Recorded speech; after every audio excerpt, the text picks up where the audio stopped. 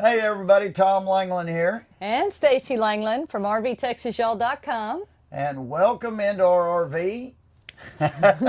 We're here today to talk to you about, the things you want to think about when you're looking at maybe making that RV purchase. Maybe it's your first RV, maybe it's not, but some of the things that we've seen and heard from other people. And learn from experience. And learn from experience, some tips that might help you out. And so I'm going to let Stacy start with the first one. Fire away, honey. Okay, well, first of all, it's really, looking at RVs can be overwhelming. And you see something and you love the floor plan and you love the colors, and it's real easy to get pulled in to, oh my gosh, this is it. I have to have this based on what it looks like. And there's so many things that are probably more important than that, definitely equally as important. So, the first one being, it's amazing how many folks, and we were among those folks when we first started RVing, don't think about the total picture of weight. And weight is it's probably the most important factor in what RV that you choose. And by That's that, all class of RVs, by the way, everything, too. everything. From a pull behind all the way up to a diesel pusher. Fifth wheels and every kind of everything. motorized, doesn't matter. Weight is probably the number one issue that's most important, but that probably the least amount of people know anything about. Yeah, I think so. And part of that is there's a yellow sticker on every RV, and it's, I guess, required by law. Yeah. And it tells you the dry weight of that RV. So, how much does that RV weigh just by itself when it comes off the manufacturer's floor? No water, no propane, no nothing, just the bones of the RV. How much does it weigh? On top of that, how much can it carry, weight-wise? What can you put in it? How much? You'd be amazed if you really stop and look. Some things that they look like they're phenomenal, and then you realize they can only carry maybe 300 pounds. Well, when you figure in, if you put water in the tank and propane, and then, your stuff that you're going to take, your chairs, your barbecue pits, whatever, that goes by pretty quick. Well, the biggest misconception is people think, oh, look at, like, especially on fifth wheels, they have huge storage bays in them down below usually. Right. And they think if I can fit it, then I can take it. Yeah. But that's not always the case. And in fact, a lot of times it's not the case. That's right. And that happens with motorhomes too. And it happens with trailers, pull behinds, bumper pulls. You have to really pay attention to how much does the RV really weigh, not how much does your dealer rep say that it weighs. Yep. How much does it really weigh? How much are you going to carry? If it's a towable, what can your truck actually pull?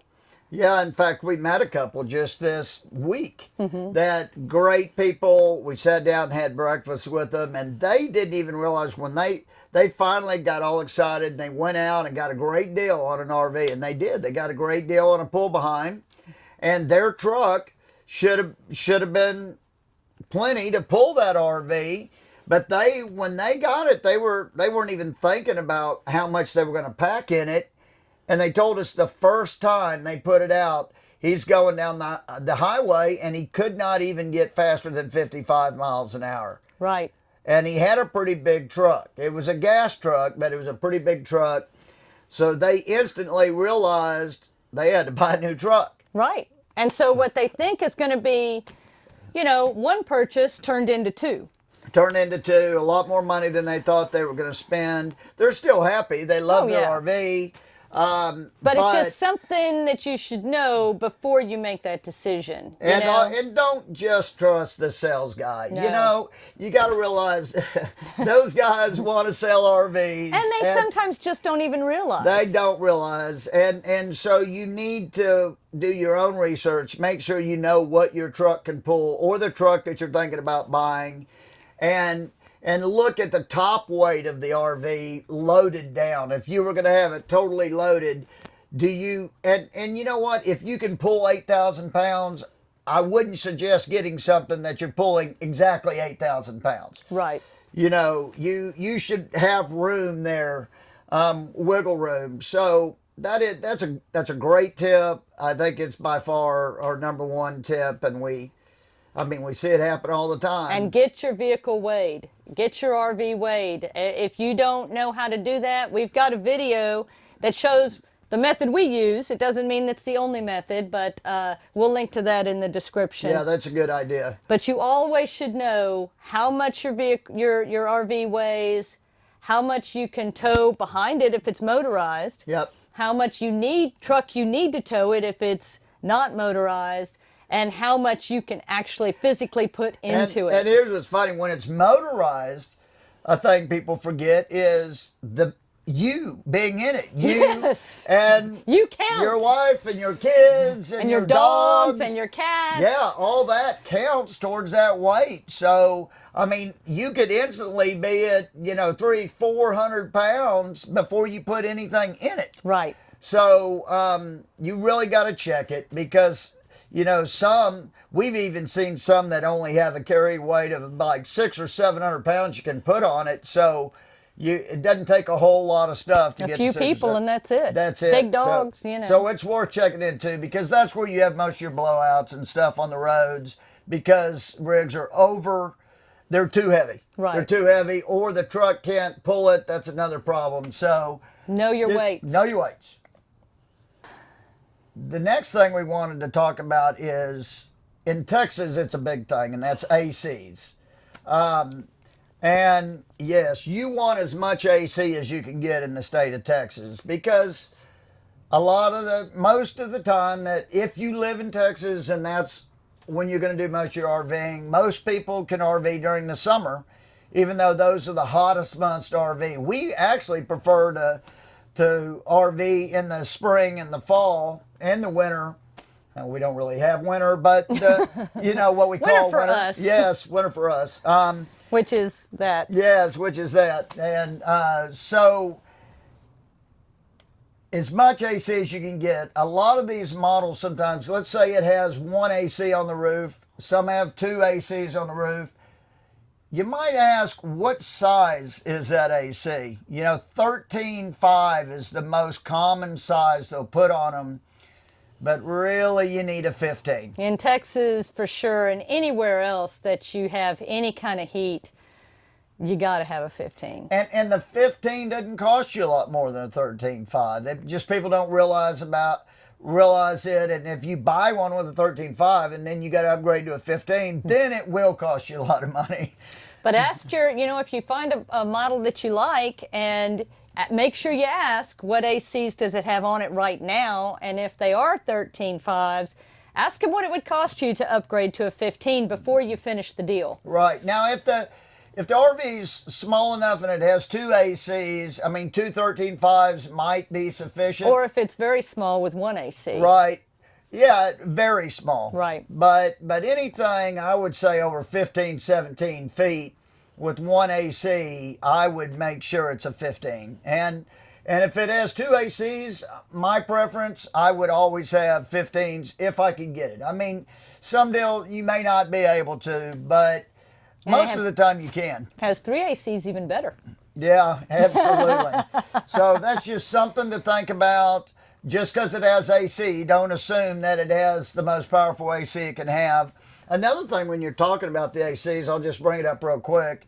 A pet peeve of mine, it's a problem we have in our RV right now, is that the ACs are loud. And I think it's a good idea that when we go and look at new RVs, is I want them to turn the ACs on and I want to hear how loud they are or how quiet they are.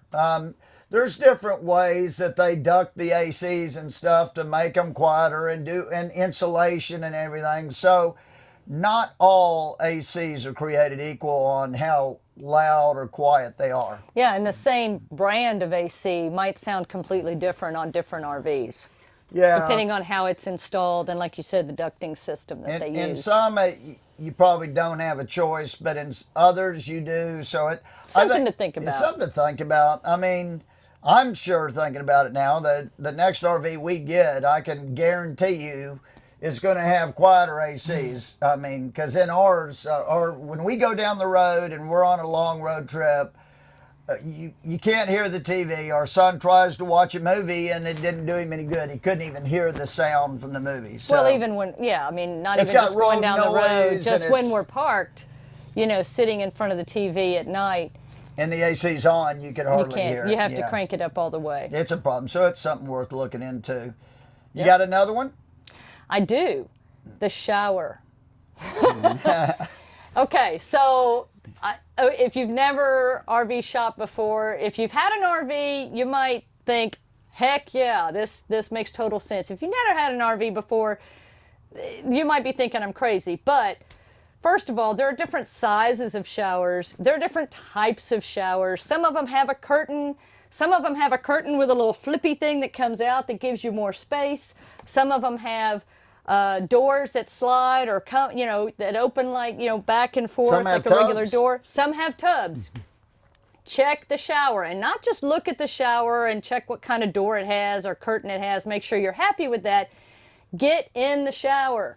And the reason I say that is because you're going to know if you've got space. Some of these RV showers are very small, and even for a regular sized person, they can feel really tight. For a bigger sized person, it's a real problem. And that, I mean that width-wise and height-wise. You know, we've stood in some RV showers when we've been doing our RV tours. We do videos where we film different RVs, so you might want to check out our playlist on RV tours. Yeah. But we'll step in the shower, and I'm 5'7", and sometimes the shower head is right here. Well, that's not good for me. I don't want to be hitting the eyeballs by the water as it's coming out of the shower head. So it's good to know how high it is, how much room you have, can you physically turn around and move and do what you need to do in the shower, and how big of a step up do you need to make to get into the shower? Yeah. You know, and that's something to definitely consider, because like when our parents go with us, my mom or his parents, you know, our shower has a pretty significant step up to get into it. And so, you know, that's something we're always kind of worried about with them, is the safety of getting in and out. So just something to consider. Don't ignore the bathroom. Okay, my turn. Okay. Now one for us guys. On the outside of the RV, we don't have it on this one, but I had it on my one before this, is a quick disconnect for the propane. You know, so when you're wanting to cook outside with your propane, it's so nice to have a quick disconnect right out there that you can connect right into and cook on the outside, which we do 90% of our cooking on the outside of the RV. And so I have to bring a propane tank with us. We do have a propane tank with the unit, but we don't have a quick disconnect. So I have to bring a separate bottle, and that's more weight that I'm adding. Well, and I think too, where is that quick connect located? Because if it's next to the propane tank, and the propane tank is where ours is, well, that would be, you'd be setting up to cook right next to your water and electric and sewer connections But on the wrong side. Generally, that's not the case, though. Okay. If they have a quick disconnect, it's normally on the camping site or in the back, because some of these come with a barbecue grill or whatever you can hook to your back bumper. Okay. And so they'll put the quick disconnect back there. Or if some that have outdoor kitchens, they usually have one right by the outdoor kitchen towards the back of the RV. But that's something to look at. I mean, it's something you're not thinking about. If you've never bought one before, you're probably not thinking about it. But hopefully, if you're getting one of these, you're planning on spending a lot of time outdoors. Right. And it's, if you have propane on board, it's nice to be able to have some propane accessories so you can easily cook, because it's, you know, it's nice to be able to fire up that propane real quick and cook just about anything quickly. So That's true. That's a nice deal. Yep. And so, okay. So now let's go back to the bathroom. Okay, let's do it. And let's talk toilets. Oh, great. Now, That's a crappy sentence. you would not believe how many people I've had this conversation with. RV toilets. Okay, this has nothing to do with how they work, but You have to realize that again, you're in a small space in an RV bathroom. So make sure that you can appropriately use and comfortably use the toilet. You need to go in and sit on the toilet as if this was your time. I mean, go in, make sure you can get in. Sometimes they're tight with the doors and everything. Make sure the door opens enough. You can go in when the slides are in and the slides are out. That's right. If it's motorized, if it's something that you're yeah. going to be using going down the road. Make sure you can get in and out without a problem. Make sure that you've got enough room to do what you need to do and you fit okay on the toilet and your feet aren't dangling and things like that. Yeah, because some of those toilets are up high. Some of them sit up high because there's tanks and things underneath them. Yeah, It's like is Lily it Lily Tomlin? Yeah. That's right. Okay, we're dating ourselves. Yeah. But yeah, so I know it sounds crazy, but go sit on the toilet. When you're looking at RVs. That's a good idea. It really is. Okay, now we're going to move back outside again. But on the outside of the RV, something I like to look at is that I've got like a ladder. If you got a ladder on the back so you can get on your roof or you may want to put a bicycle rack or something. And the reason why I bring that up, because there's other accessories. We always want to think about bicycles because we've got bicycles that we take with us, and when we had our first RV, we did have a rack that we could put on our bicycle rack that went on our ladder, and it was great. It worked wonderful, and I prefer a ladder on any RV we get too, because I like to get on the roof to be able to do preventative maintenance or whatever you want to do on the roof, and there are also like some RVs that have accessories in the back of them that fold down, and maybe you could put an ice chest on there and also put bikes on those. So that's something to think about, because when you go camping and you're taking your kids and even yourself, you want to take your toys with you. Right. And so you want to find a way you can be able to take those toys easily, because you may have a lot of other stuff. Let's say you've got a pull behind. You may have a lot of stuff in your truck and you can't fit your bikes and everything. So you need to see if you can put your bikes on your RV, if that's important to you. You may not even like the bike or whatever, but we do, and it's something that I always make sure that we have a place to put our bikes and our toys as we're going down the road. That's a really good point. Yes, and we've done it a lot of different ways depending on the RV that we had at the time. Yep. So definitely that's something to think about. When you come back inside, not to the bathroom this time, in the bedroom, what's important is an RV bedroom. It comes in every shape and size you can imagine. You've got, what is a queen to you and me in a sticks and bricks house isn't necessarily a queen in an RV. An RV queen sometimes isn't the same size. Sometimes it is and sometimes it isn't. So, you need to go back and lay in the bed and make sure that you're comfortable, make sure that it fits you fine. And also, if you're two people, is one of you going to have to climb over the other one? Right. To get out of bed if you got to get up in the middle of the night. How easy is the bed to make? Is it hard to put sheets on because it's hard, you don't have a lot of space, or you can't get to one side of the bed? Just something to think about. Well, for us, we've even had to rule out some RVs for us because on Stacy's side of the bed, there was a hump there. So it's a split level thing because the engine's in the rear engine diesel, and on her side, Grace here, I mean, there's no way we can take a chance at her in the middle of the night trying to go to the bathroom, stepping down. That is a disaster waiting to happen. So I'm a little clumsy. Yeah, so we have to rule those out because there's just no way we would take that kind of chance. So for us, we make sure that bedroom is all one level.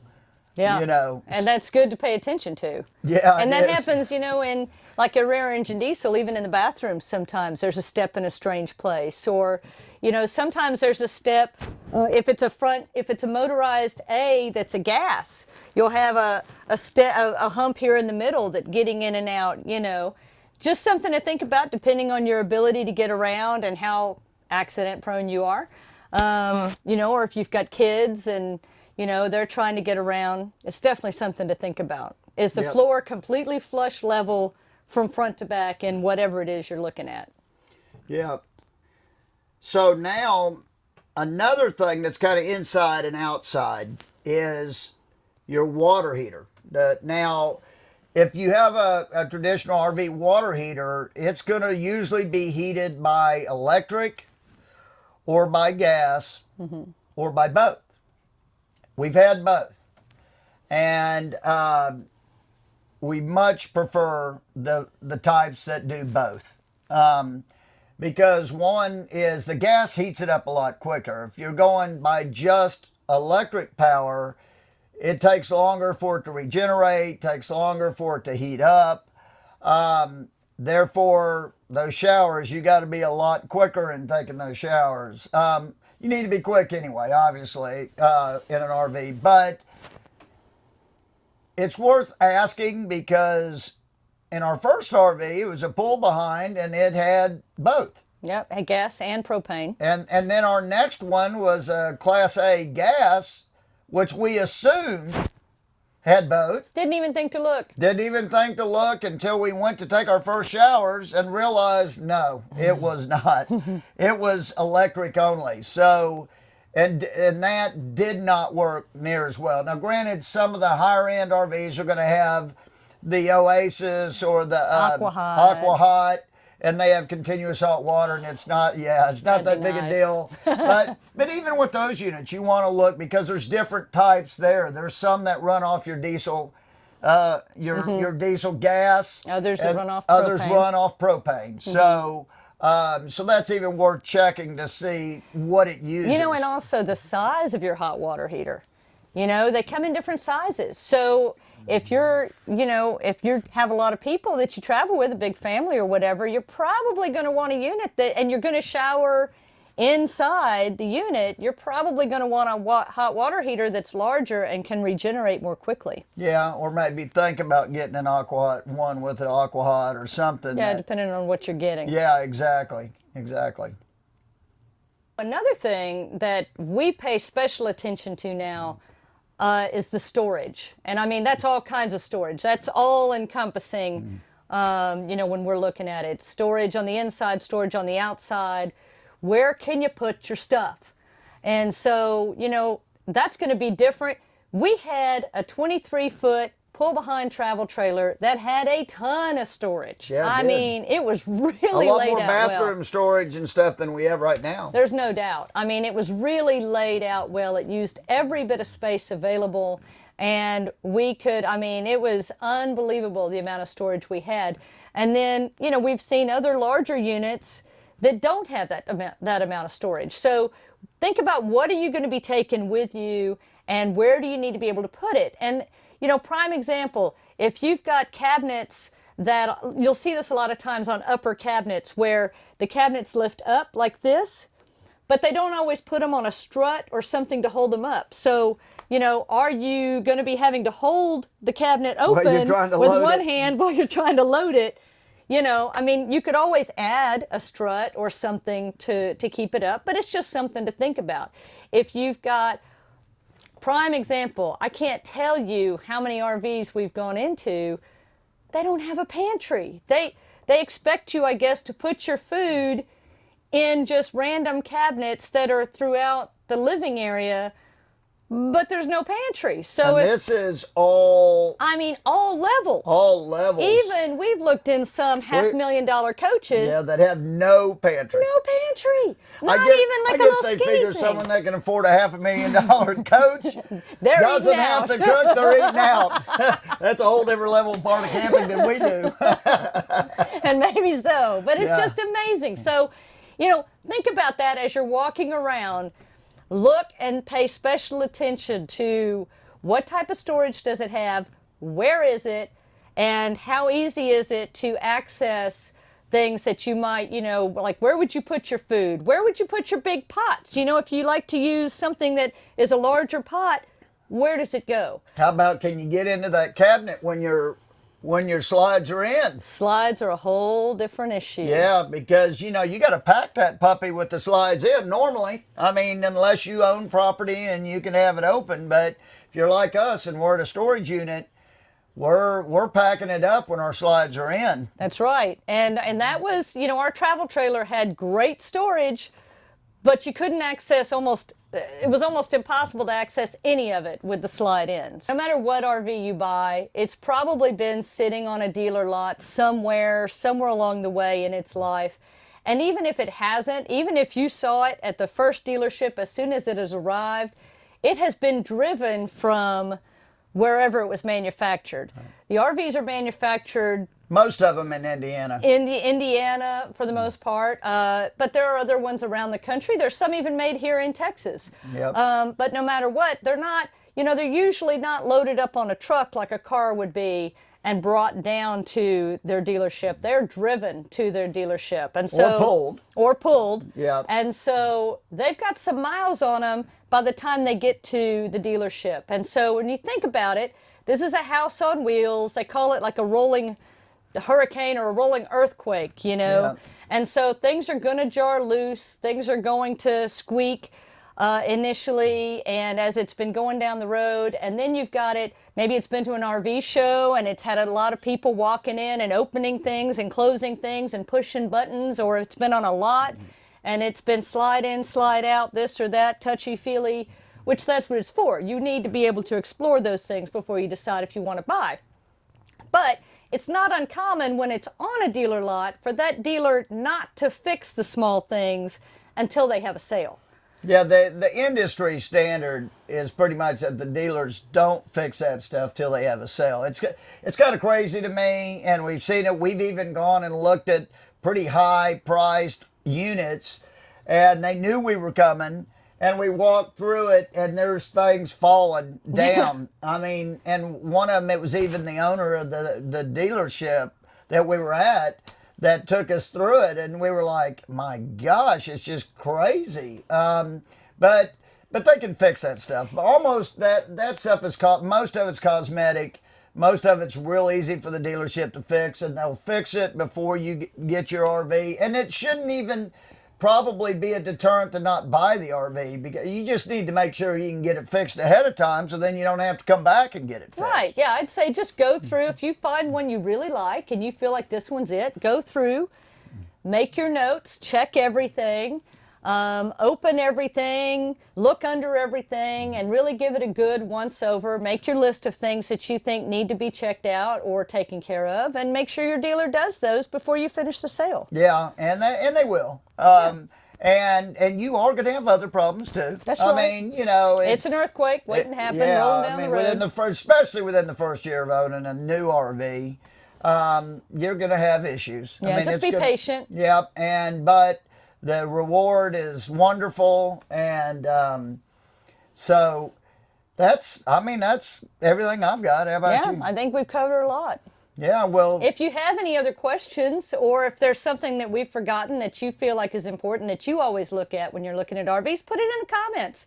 We're going to have a blog post also. Actually, we have a post on our website. It's under RV Tips, rvtexasyall.com, RV Tips, and it talks about a lot of these things and a few more also, that you might want to look at when you're looking at RVs. So make sure, we'll put the link also in the description so you can check that out as well. If you throw in a good tip, we'll be glad to add it to that page. Absolutely. So somebody else can learn from it, hopefully. And but we appreciate y'all tuning in, and until next time, this is Tom and Stacy from rvtexasyall.com, and give us a thumbs up. Yep, subscribe. Share it with your friends. Yeah. And what we like to always say is safe travels and happy camping. Bye, y'all. We'll see you next time.